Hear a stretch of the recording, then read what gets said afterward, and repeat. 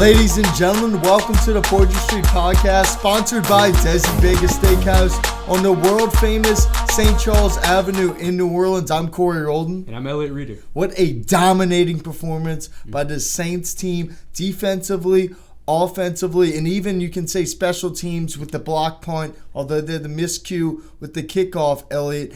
Just what were you most impressed by?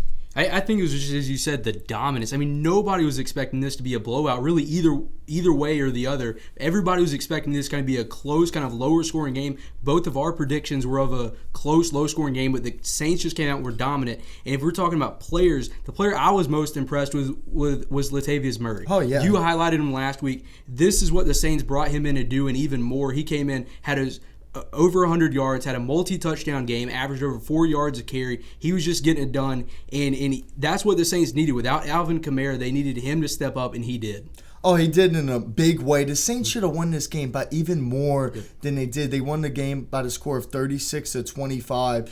That punt return for a touchdown that was negated, that should have been, called a touchdown because it really wasn't holding. And then there's a couple of times where Ted Ginn dropped the pass. Too late. Garbage time touchdowns. I cannot say how much I've been impressed by the Saints defense since Drew Brees has gone down. The Bears had 83 yards of total offense with 5 minutes to go in the fourth quarter. Tell me about this Saints defense. Corey, what was one of my predictions last week? You said Cam Jordan was going to have a multi-sack game again. And he did. Cam Jordan, people don't put him in the same tier really as the Khalil Macks and the Aaron Donalds and the Von Millers and the premier defensive linemen in the league. But if he's not in that same category, he's just one tiny step below. He does not get the recognition that he deserves for how good and disruptive of a pass rusher he is. But it's been all over the Saints defense. So many people are stepping up all over the defensive line. It's just really been just a group effort. It has been a group effort. Von Bell makes another big play. What I was impressed by, too, is Chauncey Gardner-Johnson, the rookie out of Florida, had 2 pass breakups, 7 tackles, a couple of tackles for loss. He was flying over the field. I don't know if P.J. Williams is going to get his job back when he comes back from his suspension. He's just been really impressive. Eli Apple goes down with a late injury, but it looks like he's going to be okay. Lattimore had another big game. Demario Davis might be the best linebacker in the game right now, just the way he's playing. You say Cam Jordan doesn't have the name recognition. The guy is a 2-time All-Pro, 4-time Pro Bowler. Let's not forget that. And then they're about to get Trey Henderson back, and then Sheldon Rankins fully healthy. I mean, this is an impressive group and not something a lot of people expect, especially after that Rams game. Yeah, and again, it's really impressive the defense that the Saints have built from where they were just a few years ago to where the defense was the weakness of the team and one of the weakest links in the entire league. And in just a few seasons, the Saints have built a pretty much dominant defense just with really smart draft picks, some aggressive moves going up to get Davenport, things like that, but also some really good just acquisitions, the trade for Eli Apple, some things that have kind of flown under the radar. But it's been really impressive, the just dominant defense that the Saints have been able to build in just a few seasons. You got to give a shout out to my boy. 5-0 as a starter.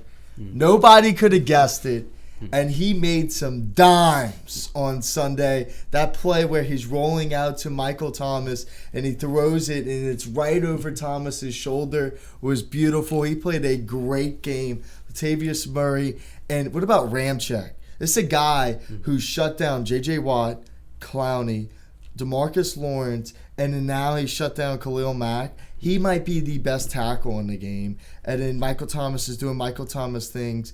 Can you tell me about Sean Payton and how each and every week he just comes up, pulls it out of his hat, and comes out with a great game plan? I mean, Sean Payton, it's just incredible what he's been able to do. And just as you said, as we've mentioned before, it's every week is a different thing. 1 week it's the passing game. 1 week it's Kamara out of the backfield. This week it's a big game from Latavius Murray. Just the things that Sean Payton's been able to draw up has just been impressive. But I want to talk real quick about Bridgewater. He is making himself some money. He is going to get a big paycheck this upcoming offseason. I don't know if the Saints are going to be able to afford him to bring him back, but if it's with the Saints or elsewhere, he is going to be making a lot of money money this offseason. It was a really good investment by Teddy, too, Yep. to come back Right. and not go to Miami, a team that's trying to tank, come back, learn from Breeze. Maybe you play, maybe you don't. But it's all lanyap, as we say in New Orleans, a little bit extra. He just, came in, and him starting these 5 games, and he's won all 5. We're expecting him to go 3-3. We don't know if he's going to play or not. Breeze says he plans on playing, and if Drew Brees is healthy, Sean Payton's probably going to play Drew Brees. But if this is the last game that Teddy Bridgewater starts this season, tip of the hat, Mr. Bridgewater. You did a great job. And, a lot of people are saying, should the Saints maybe try to flip Bridgewater at the deadline? I don't think so, because I think what he's been able to show, look, if, God forbid, something else happens to Drew Brees, having Teddy Bridgewater to be able to come off the bench in a game and try to help finish a game off, or having to start games later in the year, that would be such a huge thing for the Saints. So I think the Saints have to keep Bridgewater around. 3 big players from Sunday. Who were there? I think number 1, Latavius Murray, what he was able to do in stepping in for Alvin Kamara was just huge. Number 2, Cam Jordan continues to just be prolific and just get things done. And number 3, I'm going Michael Thomas. So, Elliot, my big 3 players. 1 is the tackles, Ramczyk and Armstead. They dominated the Bears' defensive line, a really good defensive line, running the ball and throwing the ball. Teddy Bridgewater, one play, had around 7-8 seconds. He was just sitting there, and the Saints social media page put a video of Teddy, dancing in the pocket and stuff. It was pretty awesome to see. 2 is the Saints secondary, Von Bell and Chauncey Gardner-Johnson. What a game they had. Von Bell comes up with a big strip on a run play, and then Chauncey, we talked about earlier, the rookie from Florida, had a really big game. And number 3, Sean Payton, man. Sean Payton is the coach of the year, and he locked that thing up on Sunday. Tip of the hat to Sean Payton after Drew Brees goes down. Everybody was calm. Nobody freaked out, and the Saints came in each and every week and won the game. That's right. You go back to that quote Alvin Kamara had a couple weeks ago, and I think that was just that confidence that he had just comes down from the top. You talked about Sean Payton. Nobody was panicking. I think this team legitimately knew that this was going to happen, that they were perfectly capable of going on this run even without Drew Brees. And the quote from Kamara was, they asked him, do you still feel like you're Super Bowl contenders? And he kind of smiled and looked, do I have a fleur-de-lis on my helmet? And that's pretty awesome right there. Yeah. And that shows. And Kamara should come back this week versus the Cardinals as well, because they did drop Zach Zanner, the running back. He played 1 game. He was okay, but they did cut him. So that means that I expect Kamara to come back this week on limited roles. Well, that's it for this segment of the Poydras Street Podcast. Next, we'll break down the game versus the Cardinals this Sunday as the Poydras Street Podcast will continue in a moment.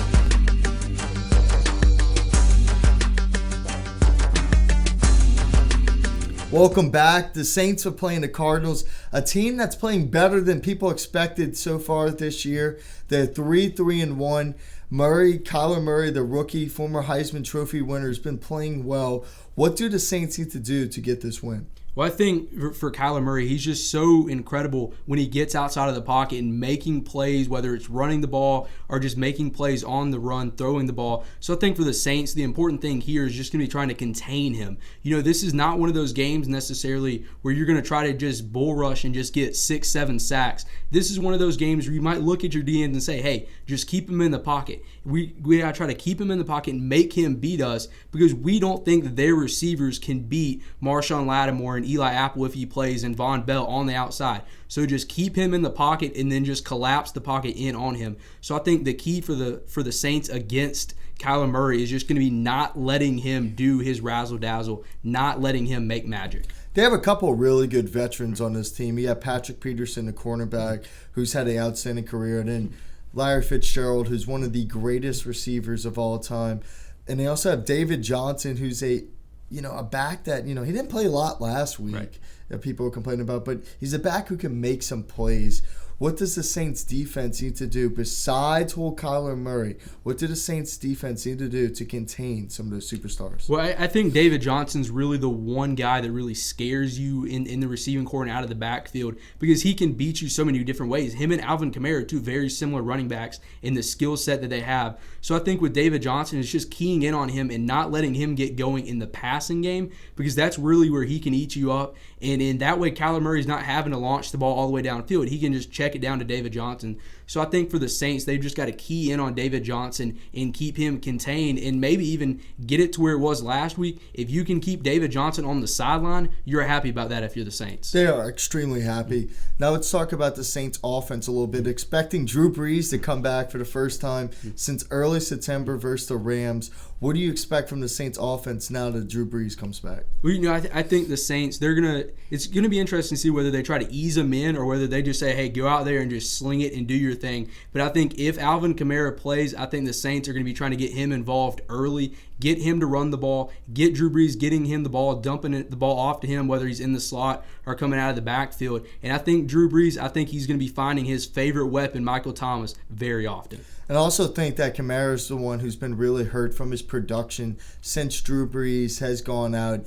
You know, him and Teddy didn't kind of find the sync, so to speak, as like Drew and Alvin had. And I think, you know, if Alvin is fully healthy, I expect him to have a big game versus this Cardinals defense. So what are your 3 keys to victory? Well, my 3 keys is, this is going to kind of be lumping a lot of things together, but I'm going with the special teams. The Saints, we've seen Morstead and Lutz have some big games. We saw the punt block last week. So I think the Saints are going to need a big play in the special teams early because we've seen that for the Saints kind of set the tempo for games when they've been able to get big plays, whether it's been a big punt return or a block punt. Those have really set the tempo early. So I think for the Saints, they need a big play out of their special teams early. That's number 1. And number 2 is just keep the quarterback comfortable, whether it's Drew Brees, whether it's Teddy Bridgewater, whoever it is, keep them comfortable, keep people off of them. If Drew Brees is in there, you don't want Drew Brees getting hit a lot. This is one of those games, early on, you want to keep him up, you want to keep him off on his feet,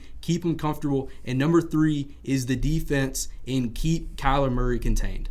So my 3 keys is create turnovers. Make Kyler Murray frustrated. I said last week you need to make Trubisky frustrated. I said that the Saints would have to have 3 turnovers on him. He didn't have 3 turnovers, but the Bears had 3 turnovers, so to speak. But also this week, Kyler Murray needs to get frustrated. You need to pick the ball off a couple times and then maybe not sack him, right? But make him get rid of the football. Make him not run the football. Secondly, make Drew Brees comfortable, as you said. Get short, easy passes. Get him in rhythm. Get him going. And get him up to game speed. And number 3, Alvin Kamara and Latavius Murray need to pound the rock. Last week you saw Murray pound the rock. If Kamara comes back this week and you have a 2-headed monster, pound the rock. Oh, yeah. And, the quarterback's biggest friend and best friend is a running game. So if you can get that running game going early, that's the best way possible to get Drew Brees back into the game. Well, that's it for this segment of the Poydras Street Podcast. Now our interview with Devin Jackson, my former colleague and good friend. Now we have my good friend and former colleague at WDSU. Me and Devin interned together. Mr. Devin Jackson of WTAJ. How you doing today, Devin? Hey, what's up, Corey, man? It's crazy. That was 2 years ago, but I'm doing pretty good, man. I'm, taking in every bit of football season, both college football and NFL. It's been a real fun time to just watch, kind of things unfold and, for me and you kind of watch the LSU and New Orleans, the New Orleans Saints kind of switch their roles, traditional roles, whereas, LSU was known for defense and running the ball and Saints airing it out, scoring a bunch of points, defense, not so great. But now these days, the Saints defense is top 5 in NFL and LSU's offense is top 5 in college football. It's been pretty crazy, man. It's been really crazy. Let's talk about that Saints defense. They only allowed 83 yards around 5 minutes ago in the fourth quarter. Really, what what is so good about this defense? What makes this defense so special? I think something that they always talk about is just their camaraderie in the locker room. I mean, if you look at other teams across the NFL, you always have a couple guys that, you know, kind of have their ego kind of more above the team. And this team, they're just, everything fits for them. They have young players contributing. They got veterans. They have a nice, perfect mix of solid draft picks. The last 3 or 4 years, the Saints have pretty much hit the nail on every defensive draft pick that they've had. You see Marshawn Lattimore starting to come into his own. Eli Apple was playing phenomenal. Hopefully his knee injury that he suffered on Sunday isn't too significant, but he's been playing super well. And it just seems like whoever they're plugging in, it just works. You know, the front four is probably one of the best, if not the best, in football. I mean, you got Marcus Davenport, who hasn't even gotten close to his potential, making a huge impact in his second season already, where you kind of see a kind of sophomore slump from guys typically in the NFL. He has gotten much better and continues to improve. Cameron Jordan, we know what he brings to the table. He's been doing it his whole career. Someone I think is probably the MVP. There's two co-MVPs for me on the defense. Number one is DeMario Davis. He's been the best linebacker in football this season. I understand there's Bobby Wagner for the Seahawks, Luke Kuechly, some of those other guys, but defensively, I think he's been the best player. Yep. Yeah, he's been the best player, best linebacker. But also for me, somebody that I didn't see coming and really starting to get into his own is Von Bell. I think he's been the unsung hero for the Saints defense. And just we know that he provides a ton of run support. He's like one of the best run-stopping safeties in the NFL. But this season he's taken it to a new level. His playmaking has been phenomenal. He's taking the ball away. He's helping, cause fumbles. He's recovering fumbles. I mean, he's been doing it all for the Saints defense. And even when, Marshawn was struggling, Marcus Williams still has his struggles, every now and then. Von Bell has been he's been the most consistent guy in the secondary and one of the most consistent on the team. He's going to get paid, man. He's a free agent this offseason. He is going to get paid, Devin. All right, Devin. So let me deserve the contract too. So, but go ahead. So, Devin, let me ask you about the Saints offense now. Latavius Murray kind of struggled the first few weeks of the season, but the last two he's played really well. What have you seen out of the Saints offense?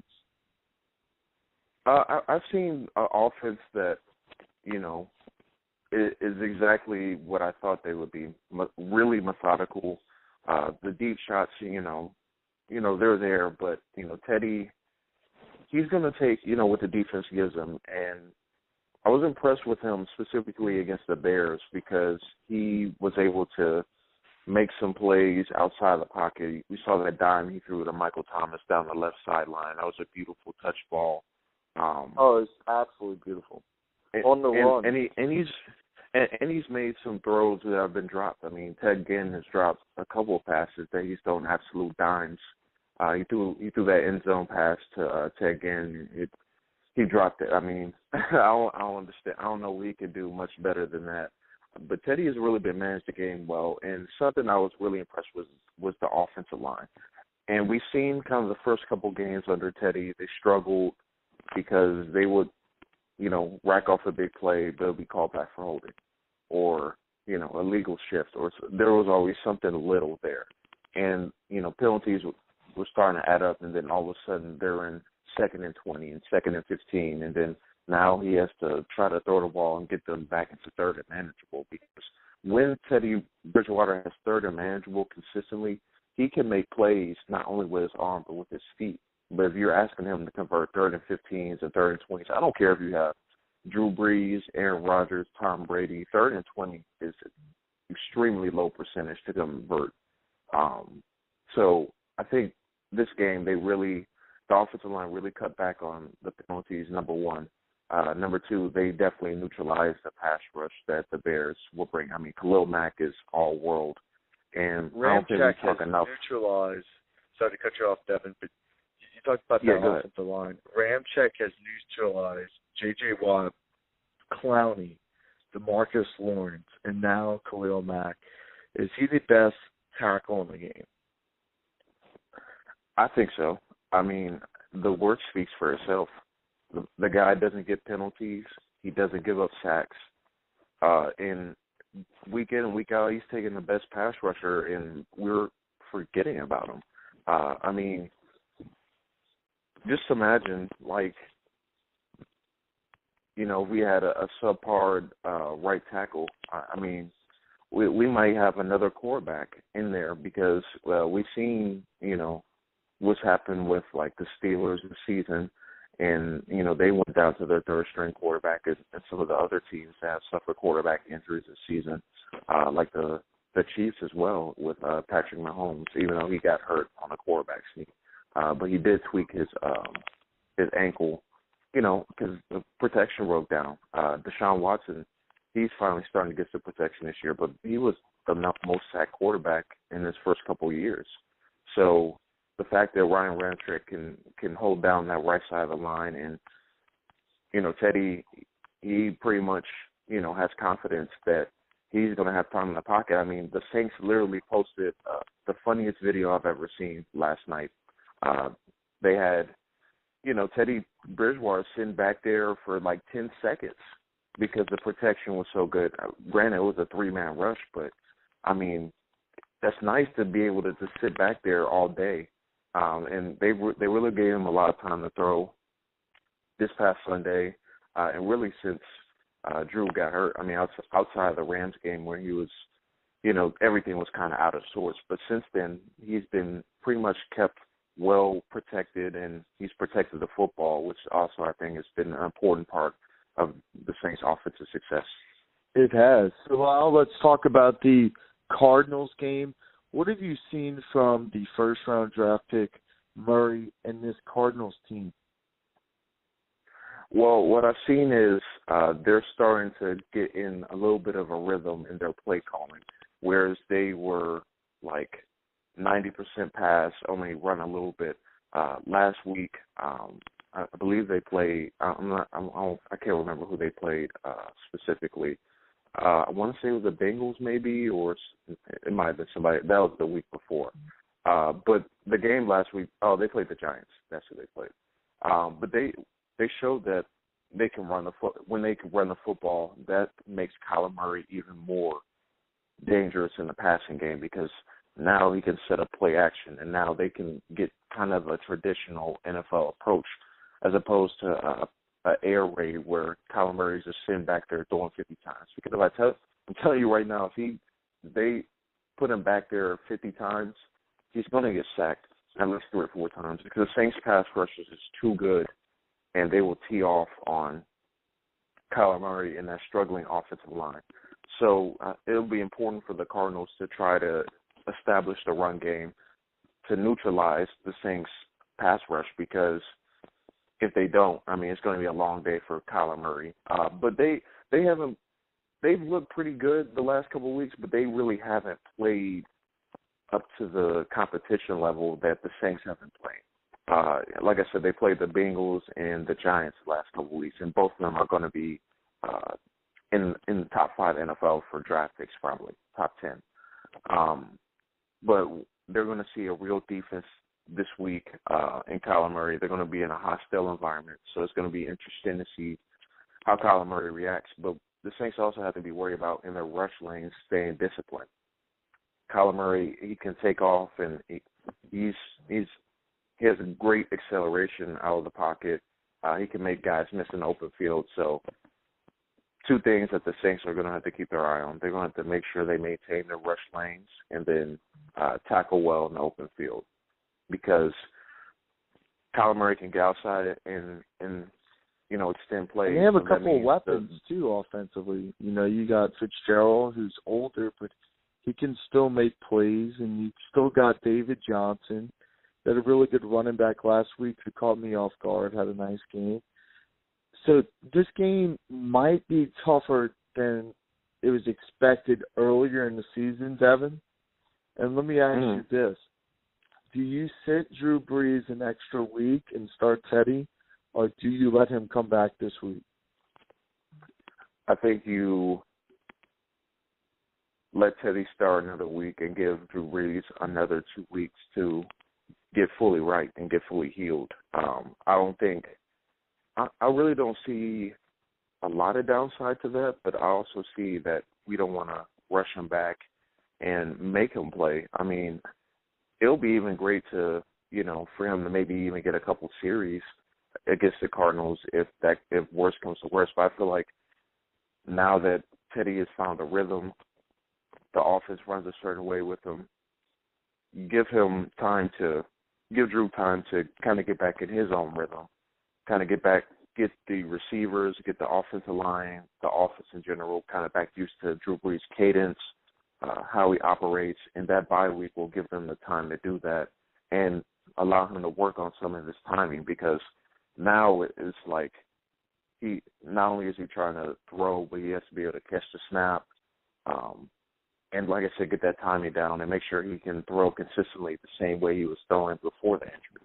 So I think if you give him that extra 2-week stretch to not only get prepared, but be ready to go, against the Falcons in about 3 weeks, I think that will be really beneficial to him and the Saints. I think you let Teddy finish this out, let him make this final statement, not only going forward into the future, but just for him personally, because he'll be a free agent this season. Let him finish it out. Let Drew come back the next game and fully healthy. That extra time. Yeah. Mm-hmm. Let me ask you, do you do the same thing for AK, Alvin Kamara?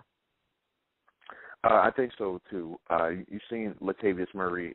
They were able to get by against a top 10 defense without Alvin Kamara, and he's taken a lot of load this year. He's taken a lot of the load, and he needs. And running backs have a short shelf life, so we need to make sure we're managing his carries better and making sure that he is healthy when the playoff run starts, because he is going to be, if not one of the most important pieces for Drew Brees, coming out of the backfield, running routes out in a flat, just being a dynamic weapon that the Saints need, because, outside of him, in the receiving game, Michael Thomas, we're still looking for that other guy to be the next playmaker. Talking about that other guy as you're speaking about him, Devin, do you want the Saints to go out and try to find another pass catcher? If the price is right, yes. But if that means we have to part with a first or second round pick next year, no. And Emmanuel Sanders was somebody that everybody was kind of talking about that the Saints may go get, but he's now off the board with the 49ers. So now it becomes a game of let's try to get Traquan Smith back healthy. Let's continue to develop these younger guys. We still haven't seen Keith Kirkwood this year. I think, Saints fans are starting to forget, but we still have those two guys waiting in the wings trying to get healthy.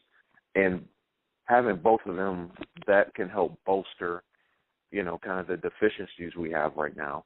Jared Cook is finally starting to come into his own. He's starting to come around. First couple of weeks, I was very disappointed in his performances and how he kind of fit in the offense, but he's starting to come around. So the Saints do have enough, I think, at least to compete for a championship, but I don't see a receiver right now that they can go out and get outside of Emmanuel Sanders, because A.J. Green is going to be too expensive to try and get right now. Throw a couple names at you. Devontae Parker from Miami or Robbie Anderson from the Jets? I think Robbie Anderson would be intriguing get for the Saints. I just don't know now with Sam Darnold back that they want to part with him since he's one of Darnold's go-to targets. But I feel like if the Jets get, maybe a second or third round pick, they may swing that and do it because I mean, it looks like they're still another couple years away from competing, so they may want more draft capital. The Saints are going to be aggressive. I think they're still going to put out feelers and try to figure out, someone like a Robbie Anderson that I think will fit great in the Saints system and try to get him. But personally, like I said, with Emmanuel Sanders kind of going off the block and the price tag right in the Saints' wheelhouse, but they are able to strike a deal, I think they probably back off now. And, I mean, they still got about 6 days until the trade deadline, so they may do something then. But as of right now, I think they might be content to keep what they have. I mean, and going into the bye week, they have a chance to get Traquan Smith hopefully back in the lineup. And possibly Keith Kirkwood. Yep. All right, Devin, one more final question. Score prediction for Sunday. I got the Saints winning, of course. I think it'll be like a 31-17 final score. And I think the Saints will dominate the game and, kind of give up those garbage time touchdowns. But I think Kyler Murray struggles against the Saints pass rush. I think the Saints offensive attack is so well balanced that it's hard to stop just one of them. I mean, Michael Thomas has been the best receiver in the NFL this season, so that we didn't even touch on yet. But he's been the best receiver in the NFL. I'm really not trying to hear no debate. I get DeAndre Hopkins exists. Julio Jones, just put out APB for him because he's been missing the last few weeks. Jalen Ramsey completely shut him down. But Michael Thomas has been the best receiver. And I know Pat P is back for the Cardinals, but he's not going to be able to neutralize Michael Thomas. And even if they try to, Teddy has been good finding those other outlets, those other receivers as well. I think Teddy has another solid day. I think he'll get the start this week. Latavius Murray is going to have another solid day. The Cardinals' defense really isn't that good. So I think the Saints will dominate the point of attack, and then, like I said, the defense will tee off. I think Cam Jordan gets a couple of sacks, maybe Marcus Davenport gets in on there, and I think they force Kyler Murray to throw a couple of interceptions. All right. Thank you, Devin, for coming on, my friend. It's good speaking to you. Yeah, man. Thanks for having me. No problem, bud. We'll get you on some other time, too. All right, man. All right. Bye. Devin's doing great things in Pennsylvania. It's good to talk to you, my friend. But now it's time for Look at the Details. Look at the details. Oh, Lord. Look at the details. Oh, Lord. Great scheme and preparation by the Saints special teams to get this block on the opening possession of the game. I want you to watch JT Gray wrap around here into this B gap in between 82 and 45. 96 is going to cause pressure right here inside the A gap, causing 82 to pick him up. And then right here, number 50 is going to cause pressure in the C gap, causing 45 to picking up, creating a wide gap so JT Gray can wrap around here and get an easy block. Look at the execution, perfect timing. It's all about the hands and placement. Perfect hands, perfect placement. Basically catches the punt, goes, and it's almost a touchdown by JT Gray. He can't quite pick up the football. Good play by the Bears punter. It is a penalty, but it's only 2 points instead of 7 for the Bears. Gonna look at a lot of special teams plays today. This one's just a simple right kickoff where the Saints are gonna kick off the ball to the right side of the field. But the problem is the Bears are gonna wrap this return. I want you to watch the two fullbacks here for the Bears as they get in position here. Simple right kickoff. Lutz is going to kick the ball off to the right side of the field. But the Bears returners, see how the Saints coming down to the right side of the field. They're gunning over here. The Bears fullbacks, as we call it on the kickoff return team, are going to the left of the field. And there's a wide open gap here because of it. It should be okay for the Saints. Good scheme by the Bears here.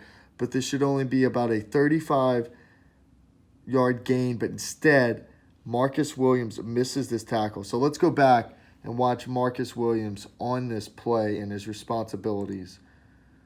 So we see Marcus Williams right here, and he's basically a safety guy, right? He's going to come down a little bit slower and be a safety guy. He's slowing up right here, and he's reading the play. He sees it's a wrap, so he's going to adjust, and he's going to go in, make a good read, really good footwork, really good eyes, really good technique, horrible tackle. Horrible tackle, didn't break down, didn't get his hips through, and that leads to a long 102-yard return for the touchdowns for the Bears. And they got him in the game for the moment. And for most of the game, this was their only offensive play. You're going to see a really simple but good run here by Latavius Murray here in the red zone. He's just lined up to the left of Bridgewater, but I want you to watch this block by Ramczyk right here at the beginning of this play. He's going to be able to crash down and block multiple men here right there, and then Latavius Murray is going to show great vision here to get to the left, and then he's going to make a beautiful cut with some good balance to stay up, and then he's going to fight and drag a few men inside the 5. These are the runs that make a team great. I want you to watch Marcus Davenport here. His development isn't just in his pass rush, but more importantly in the run defense. The Bears are going to run a simple zone carry here, and the running back is going to push it to the outside. Davenport's going to play both inside technique as he's doing here, right? And as he's getting leverage, then he's going to push off the tight end, make this tackle, and it's not just making a tackle, it's stripping the football out, which he does. Good awareness right here by A.J. Klein as he's going to fall on the football. And the Saints making another great defensive play. You're going to see a deep pass to Ted Ginn, who's lined up right here, and he's going to get wide open deep due to a miscommunication in the defensive backfield. But Teddy Bridgewater leaves the ball slightly underthrown. Here you're going to see him come in deep, and the Bears drop back into cover 3, but this safety collapses up, which leaves the deep middle wide open, and you're going to see Ted Ginn come wide open right here. But the ball is underthrown, causing him to slow down right there at the end and catch the ball at the 10 and ultimately get tackled before he can get into the end zone. A good pass right there, and that is easily a touchdown. As we said in the past, Teddy Bridgewater is best when he's in play action. He makes his best passes, best reads during play action. He's going to motion Michael Thomas here, and Mike's going to run a simple, skinny post going across the field. Teddy's not going to see anything. Also, great protection by the offensive line. Teddy's not going to see anything and escape the pocket and make a absolutely dime of a pass. You see Mike's not open yet. Teddy's going to roll out. Watch this pass, man. Hand in the face. And watch this ball. 2 defenders on Michael Thomas in the bottom of the screen. What a perfect pass. And that's why people's opinions of Teddy Bridgewater is quickly changing.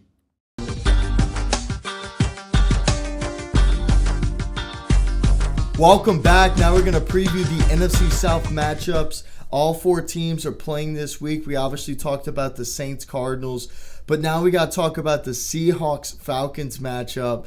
Your favorite time of the week, your Falcons rant. Let me hear you go on it. I mean, I am kind of happy that the Falcons are starting to realize that this is not the year for them. Not necessarily happy, but I think it's one of those things where last year the Falcons almost kind of hurt themselves, kind of just sticking on like, okay, we might be able to contend. And you saw them, mess up in the draft by winning those 3 games late, and they kind of really messed themselves up in the draft, dropping several spots. We saw them here this past week trading Mohamed Sanu, got a really good return for somebody of Sanu's caliber in a second rounder, which kind of messes with the Saints a little bit in their pursuits of a receiving threat AJ Green. in AJ Green. But the Falcons, they're kind of turning their eyes towards 2020. We've heard reports of they're trying to to ship this guy and that guy. We've heard Austin Hooper recently, which I don't think they should do because I think he's somebody that you can build around. But we've heard so many different guys involved in the trade rumors, and I think there's a pretty good chance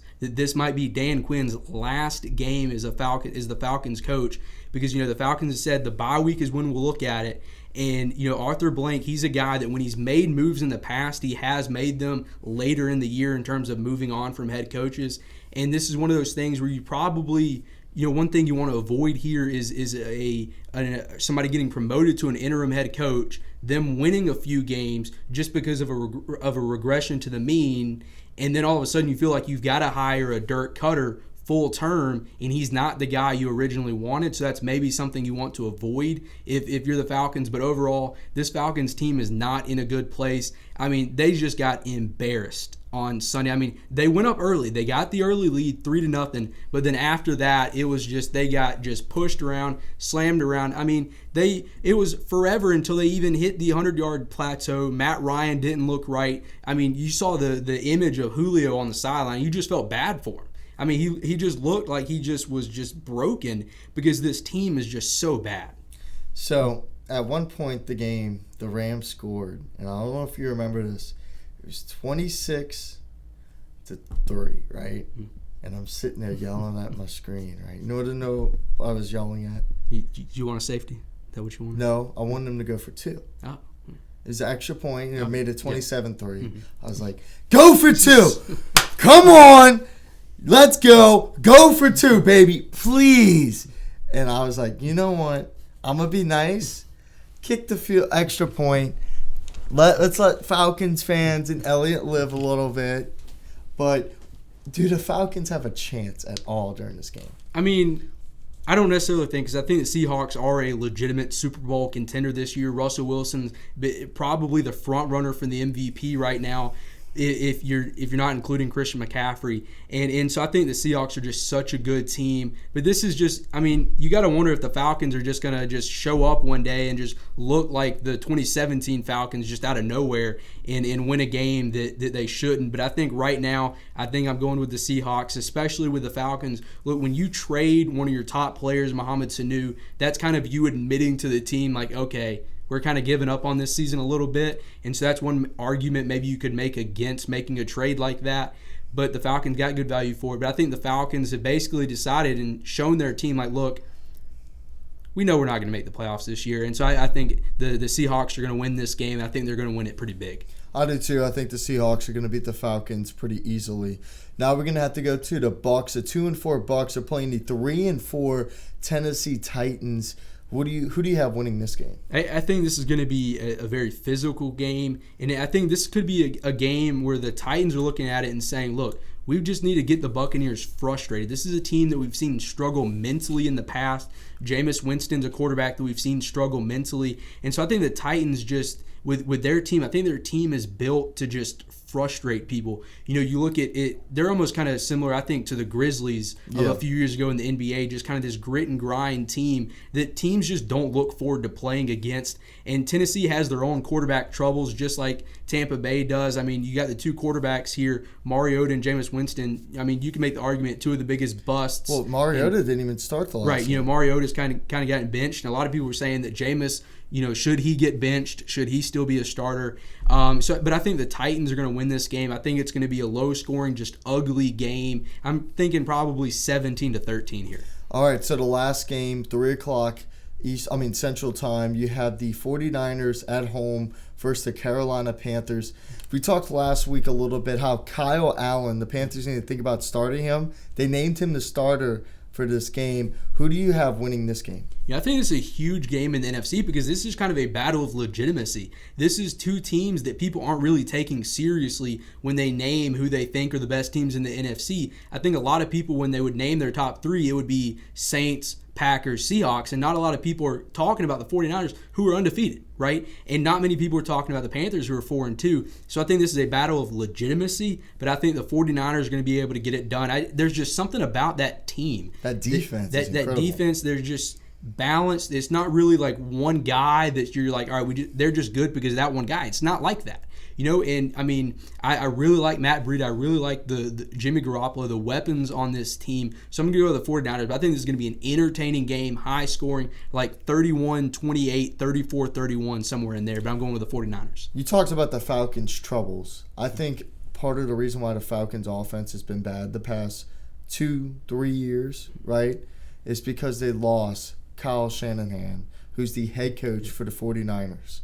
And I think he's done an outstanding job in San Francisco. He finally got his quarterback healthy in Jimmy Garoppolo. They have a really good defense. And I do think they are going to beat this Panthers team, which is a solid Panthers team at home. Yeah, and Kyle Shanahan's such a good coach that there were actually people after the Falcons lost in the Super Bowl that then were saying that the Falcons should let go of Dan Quinn and promote Kyle Shanahan to head coach. That's how highly thought of he was at the time, and he left to go to San Francisco, and he kind of struggled early, especially when Garoppolo was having the injury troubles. But Kyle Shanahan is one of the top coaches in the league, and I think it's going to be that way for a very long time. Especially once you start to see the Belichicks of the world kind of fade back and maybe retire, that kind of thing, Kyle Shanahan might be running this league for a long time. Yeah, I think he's a really good coach. His dad was a really good coach. So that's it for this segment of the Poydras Street Podcast. Next, we're going to talk about the best thing on Twitter, give our bets, and our Saints-Cardinals game prediction.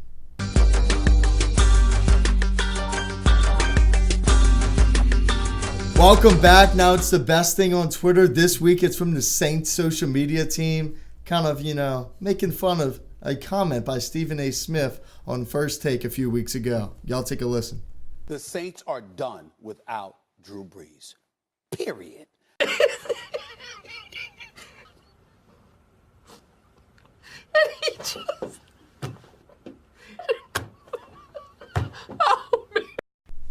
Elliot, it was absolutely great to see that video. And let me tell you what, they need to make another one of Colin Cowherd and his rant this summer when he said, the Saints are coming down, people. I was right about the Vikings last year and the Jaguars. They can't get over the no call. You know what, Cowherd?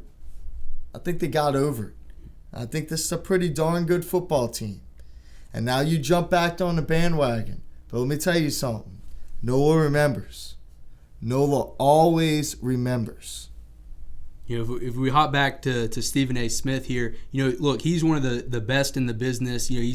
There's these reports out that he might be getting this super mega $10 million extension going through 2025 or whenever it is. But this is one of the situations where he was wrong. I guess if you're on TV as much as he is, you're going to be wrong sometimes. But he was just dead wrong on this. I mean, the Saints are 5-0 right now without Drew Brees, and they have another winnable game in which Drew Brees is expected to play. But even if he doesn't, the Saints are probably still going to be favored in this game. So there's a very good chance that the Saints might go 6-0 or at least 5-0 where they are right now without Drew Brees. They have just done nothing but exceed expectations, and even the most hopeful of Saints fans probably weren't expecting them to go 5-0, but this is a great place to be if you're a New Orleans fan. Now it's time for our bets, absolutely guarantees that are going to happen. My Saints bets, Elliot, have been pretty good, right? But my outside bets haven't. I guarantee that the Pelicans would beat the Toronto Raptors, and that did not happen. They were close, did not happen. I said that Zion would have a big game. He didn't even play, and he won't play for the next 6 or 8 weeks. And a week prior to that, I said the Cardinals were going to beat the Nationals and go to the World Series. That didn't work out too well. Nope. So what are your bets this week? All right, number one, we're going to go back to baseball here. The Nationals were able to win Game 1 of that World Series, but I think the Astros are going to turn around. I think the Astros are going to win this series. I think the Nationals are going to keep it competitive, and I think it's going to go 7, but I think you're going to see a Game 7 World Series winning walk-off by Jose Altuve. I think he's going to do it again, just like he did in the ALCS. I think he's going to come out clutch and come up with another walk-off homer. I'm gonna say that too. I like that. Yeah. But Alex Bregman's gonna hit that homer. All right, you got Bregman? A Tiger. And I'm gonna go. This kind of brings me to my next point. I'm gonna go with another Tiger right here. Right? You saw CBS with Joe Burrow's butt, right? Yeah. He's the Heisman Trophy winner this year. See? My guarantee is Joe Money Burrows is going to be the Heisman Trophy winner for the 2019 college football So season. you got him winning the Heisman right now. That's your pick. Yes, Heisman Trophy right now. He's going to go beat Auburn. Don't know about Alabama, but I think he's going to play well enough. Even if they win, he's definitely winning the Heisman. Even if they lose, and he's going to play well enough to keep his name in the race, and he's just going to keep going on, and he's going to win the Heisman Trophy. All right, switching back over here to the NFL for a bet. You know, this is a game, not a lot of people are going to be picking this team after what happened this past week. But I'm going with the Eagles here. I think they're going to get a big bounce back. They're playing the Bills. I'm not a big believer in the Bills right now. The Bills are favorites in that game, but I've got the Eagles as the underdogs getting the win. I know that's going to be unpopular, especially after that dud that they laid this past weekend. I would have the Eagles winning that game as well. I think the Bills are not. They've played the easiest, besides the Patriots, they played the easiest schedule in the NFL. Right? So I would say the Eagles would win this one, but I have a surpriser for you. Also, in the AFC East, the New England Patriots will be undefeated no more this week. Okay. All right, big surpriser, big shocker this week, right? The Patriots are going to lose. This is a big one, right? Call me crazy. To the Cleveland Browns. Okay. All right, the Browns to me are a mystery team, right? Some weeks they look absolutely horrible. Next week they play well. The past 2 weeks they've been horrible. It's time for them to play well. Odell Beckham, Jarvis Landry is going to finally break through on that 85 Bears type of defense and the Patriots, who have the worst strength of schedule in the NFL. And Baker Mayfield is going to finally shut up and play a great football game. Yeah, I think the Browns are a really good team. I don't know if they'll beat the Patriots. But so you're saying you think the 49ers are going to be undefeated longer than the Patriots? Yes. Yeah, that's what you're saying? Yes. All right. That's bold. It is bold. It's a bold statement, and these type of bets are bold, and they're guarantees. All right. All right. So let's go to our Saints prediction. Elliot, who do you...